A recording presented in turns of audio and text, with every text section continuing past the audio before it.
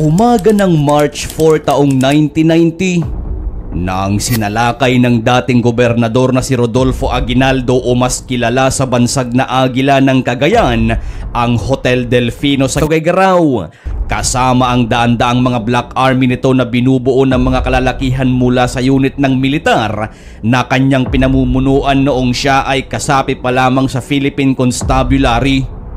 Pinasok nila ang gusali at binihag ang ilang mga matataas na opisyal ng gobyerno na nandoon, kabilang na ang isang miyembro ng gabinete ng nooy kasalukuyang presidente na si Cory Aquino. Kasabay din ito ay ang pagdating din ng libu-libong taga-suporta ni Aguinaldo at nang dahil sa napakainit na tensyon ay nagbunga ito ng halos 4 na oras na bakbakan sa pagitan ng mga sundalong tapat sa gobyerno at mga Black Army kasama na si Aguinaldo. Nangyari ang lahat ng ito nang palayain ni Cory Aquino ang pinaka-founder ng NPA na nahuli naman ni Rodolfo Aguinaldo na walang iba kundi si Joe Masison, at nang dahil na din sa hindi makatarungang pagsuspende sa kanya bilang gobernador ng Cagayan.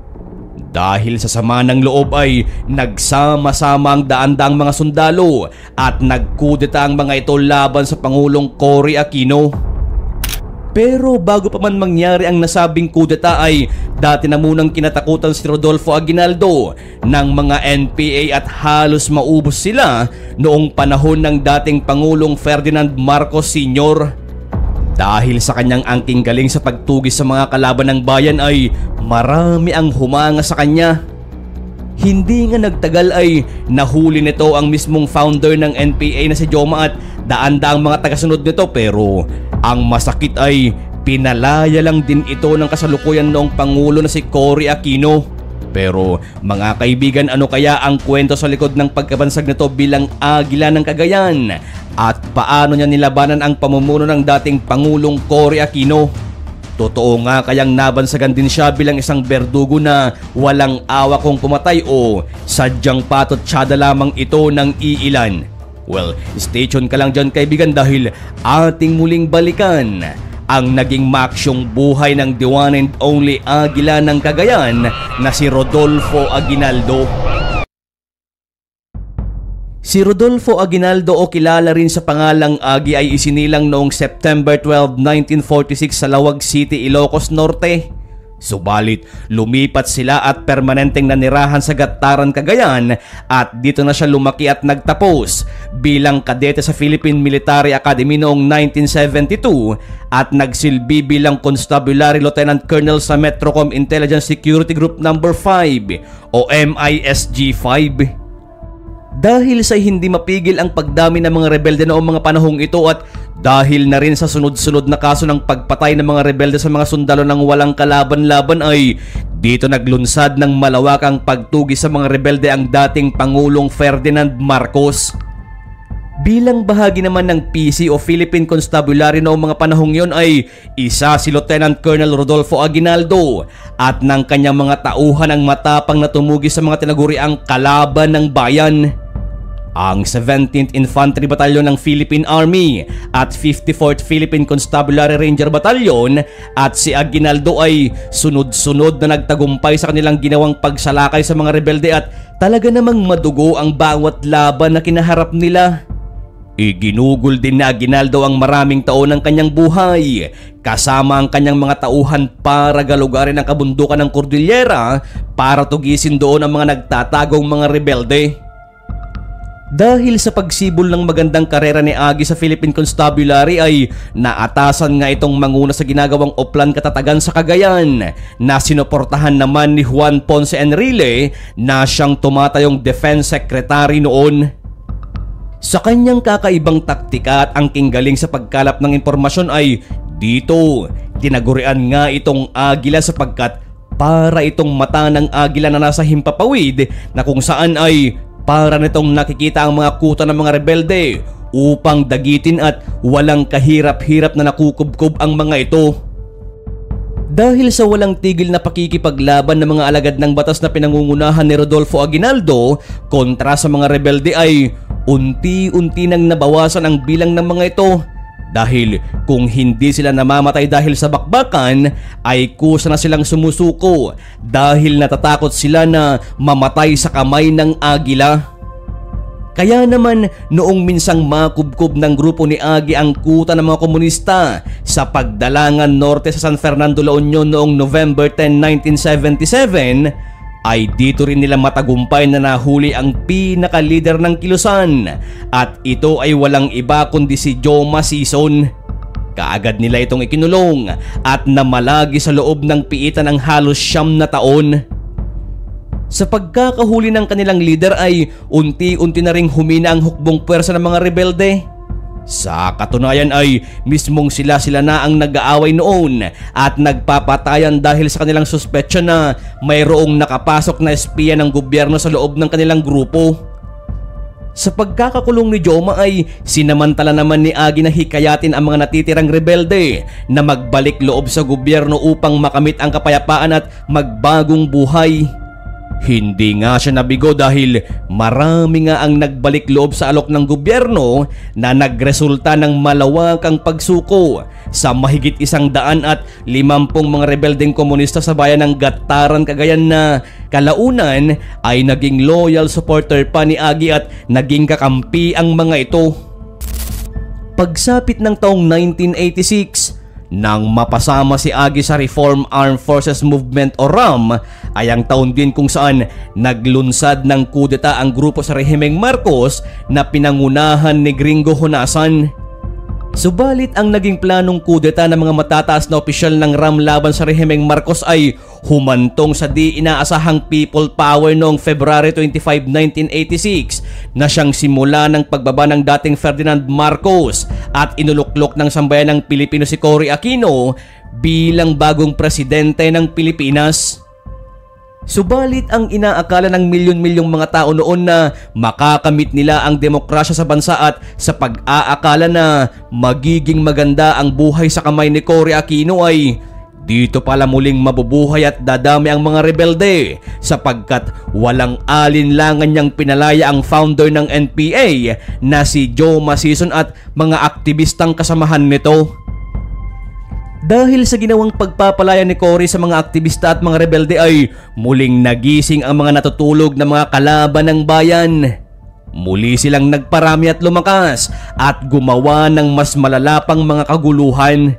Kaya naman dahil dyan ay muling nagtangkang magsagawa ng kudeta si Honasan at binalak na patalsiking muli ang kasalukuyang administrasyon.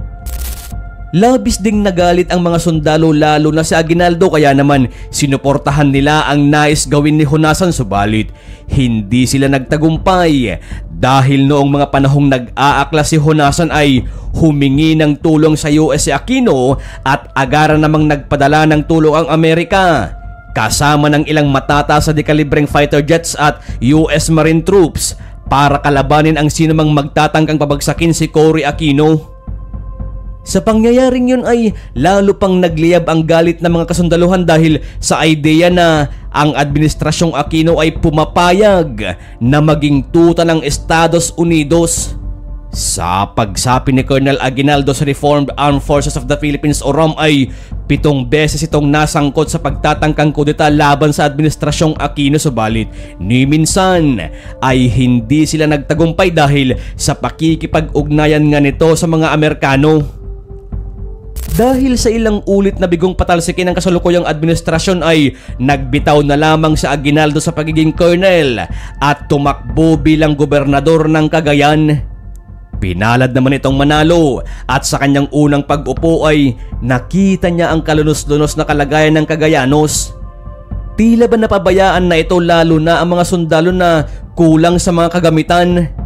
Taong 1989, sa pangunguna pa rin ni Honasan ay muling nagkaroon ng pagtatangkang kudeta laban ulit sa Pangulong Aquino. Nang malaman naman ito ni Aguinaldo ay kaagad siyang nagpakita ng pakikiisa at muli nga nilang tinangkang pabagsakin si Aquino. Sa pagkakataong ito ay ang isa sa mga pinakamatinding kudeta laban kay Aquino sapagkat maraming kampo ng gobyerno ang nakubkob nila, pero sa kasamaang palad ay hindi pa rin sila nagtagumpay dahil puwersa nga ng Estados Unidos ang binabangga nila. Pero sa huli mga kaibigan, dahil sa paulit-ulit na pag-aaklas ni Gringo Honasan ay nahuli sila kasama ang ilang matataas na opisyal ng RAM. Dahil naman sa pagsang-ayon ni Rodolfo Aguinaldo at pagsuporta sa ginagawang pagtangkang kudeta ni Honasan ay nang nalaman ito ni Cory Aquino ay agad siyang naghain ng suspension order para kay Agi sa pagkagobernador ng Cagayan.